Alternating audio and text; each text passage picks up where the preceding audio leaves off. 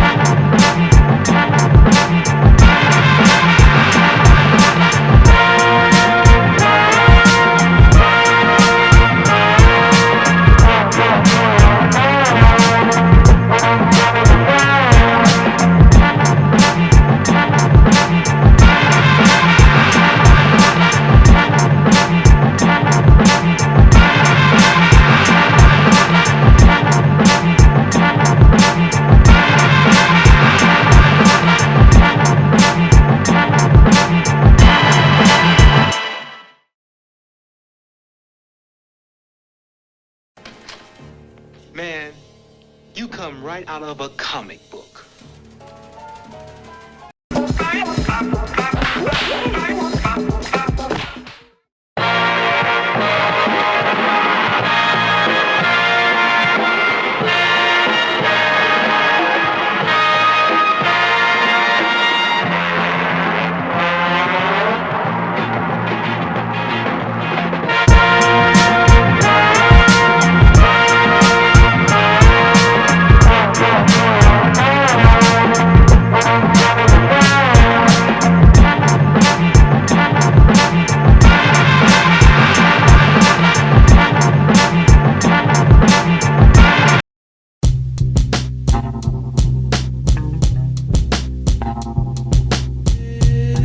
The 1970s were a time of many firsts for African Americans.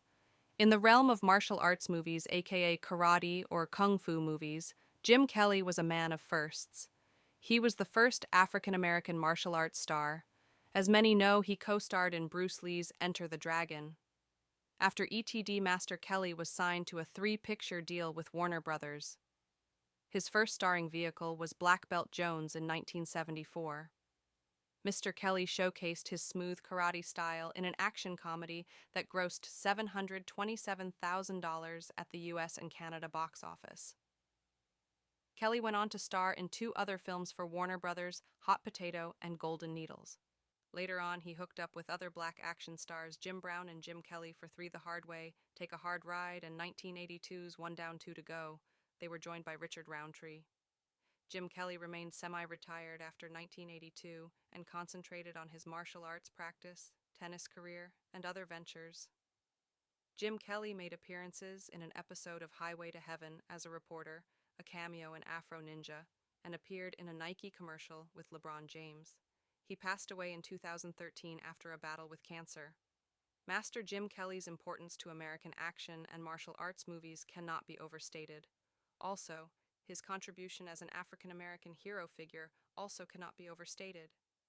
People like myself who were and are martial arts movie fans of color had someone they could see that looked like them, was highly skilled and cool.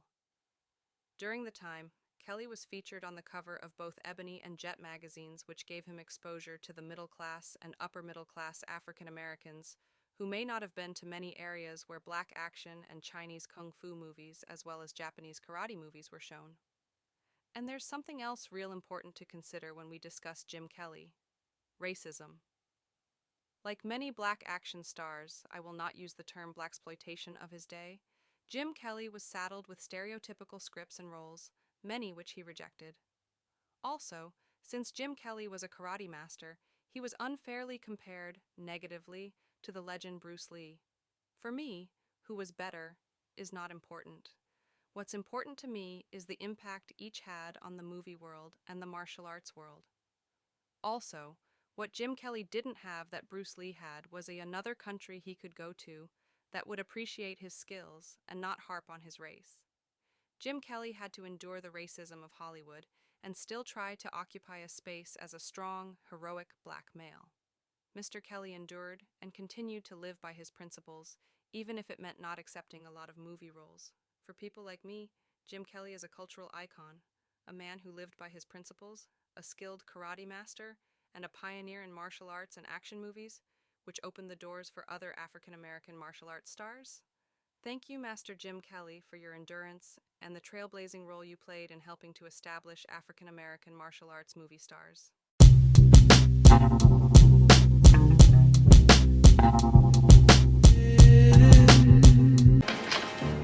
Man, you come right out of a comic book.